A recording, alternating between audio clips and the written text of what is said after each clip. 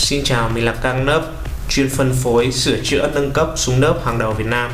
Hôm nay mình làm video này để giới thiệu cho các bạn sản phẩm mới nhất của hãng Walker, Hurricane Blaster.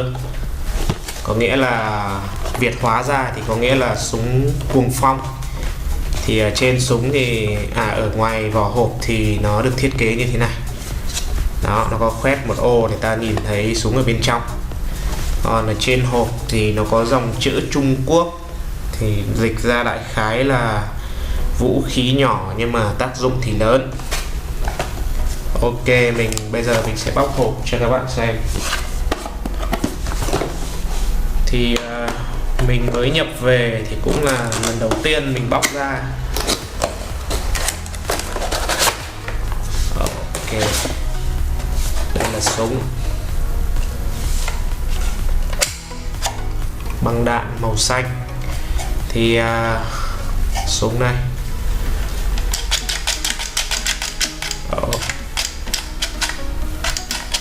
thiết kế khá đơn giản.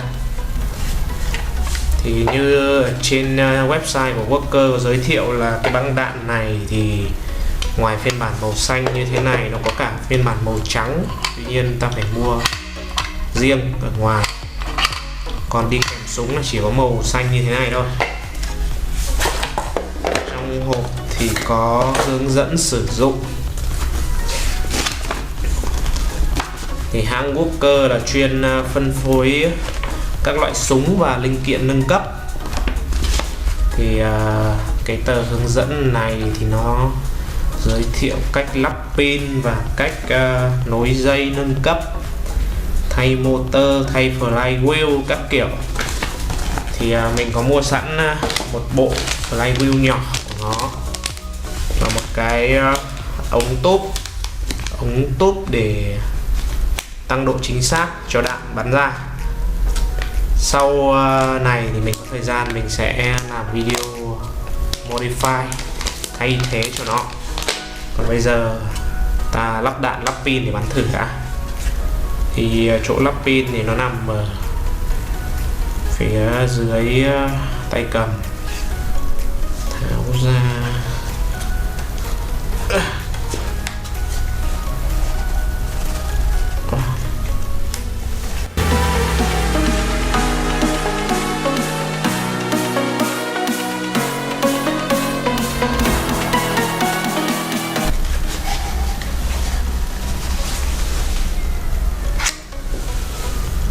Rồi, sau bao nhiêu sức lực thì cuối cùng mình cũng mở được cái nắp pin ra. Có thể là do mình mở sai cách. Sau khi tháo nắp pin ra thì ta có hộp pin như thế này, lắp vừa hai pin AA, pin tiểu. Thì trong hướng dẫn nó có nói là khuyên là nên sử dụng hai pin tiểu, hai pin AA có điện áp là 1,5V. Tuy nhiên mình không thích chơi pin 1,5V, mình lắp pin li-ion có điện thế là 3,7V để test. Ok, lắp pin xong. Wow. Thì súng này thì chỉ có một cò thôi, vừa đẩy đạn vừa bắn luôn.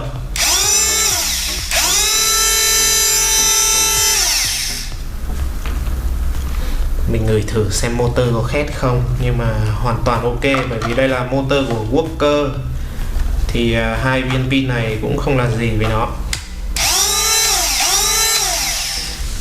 Bây giờ mình sẽ lắp thử đạn vào đây. Băng đạn này thì sau khi lắp xong một viên, ta phải quay đi cái núm đằng sau này để lắp thêm những viên còn lại. Ok, ta bắt đầu nhá. Chiều đạn hướng ra ngoài thì ta phải lắp đầu đạn lên trên.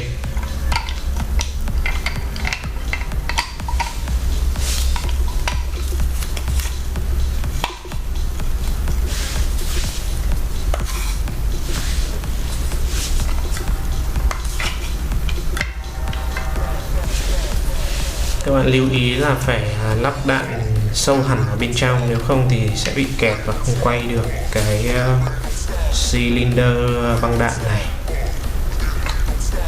Ok, mình đã lắp xong rồi. Bây giờ sẽ lắp vào.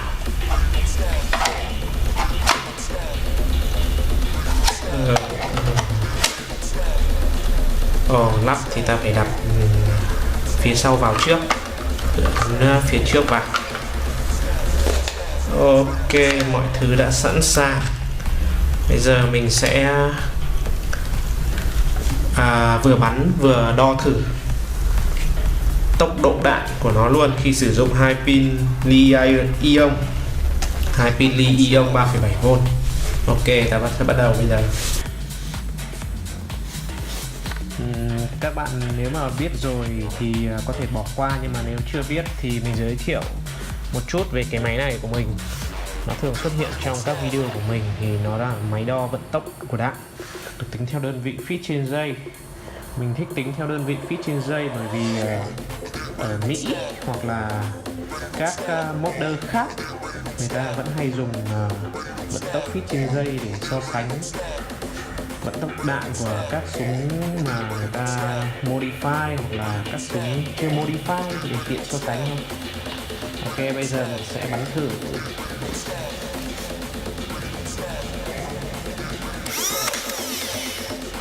(65,6 feet trên giây,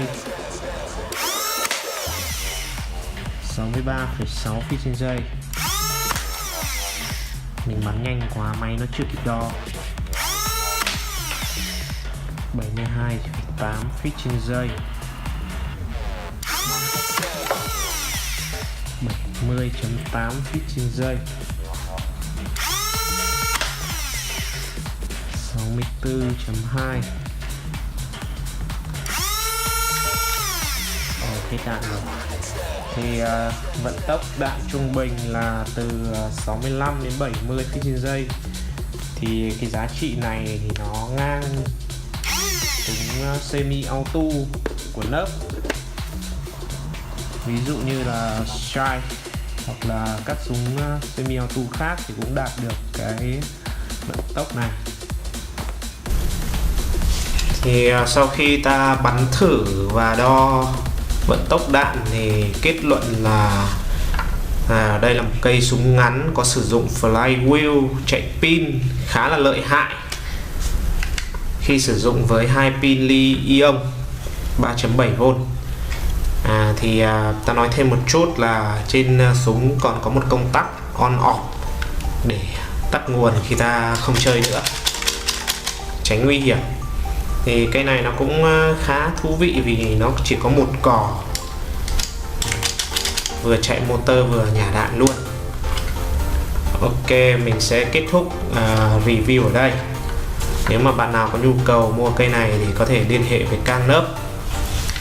Cái này khá thích hợp khi mà các bạn mang đi chơi hoặc là thích hợp với trẻ nhỏ. Khi sử dụng pin yếu hơn thì lực bắn nó sẽ yếu hơn. Với hai linh kiện này thì mình sẽ sớm quay video modify và test lại với phụ kiện nâng cấp.